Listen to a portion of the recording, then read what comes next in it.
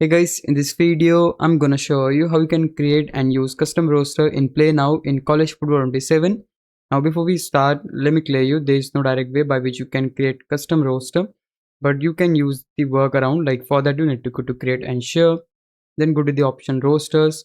Right here you need to select manage players, and here you just need to basically look for the player which is editable.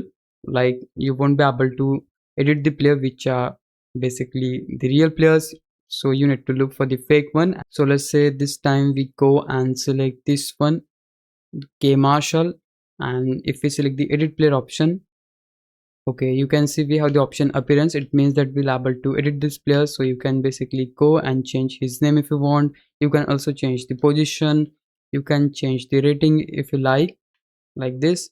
And not only that, you can also change the apparel like headgear, torso, arms and stuff like that. Then at the last you have the option for appearance. Like here you're able to change height and weight of the player along with body type. So that's how you will basically able to customize players in College Football 27. On top of that, you can press LT or L2 in order to basically change teams, and you can also look for fake players here, then edit them however you like. To save the changes, hit the back button. You need to select the option save and just select new, and just you need to name your file. I'm gonna name something like RTG and just simply gonna save this. Now once the file is saved, you can simply back out and you can simply now go to the option create and share.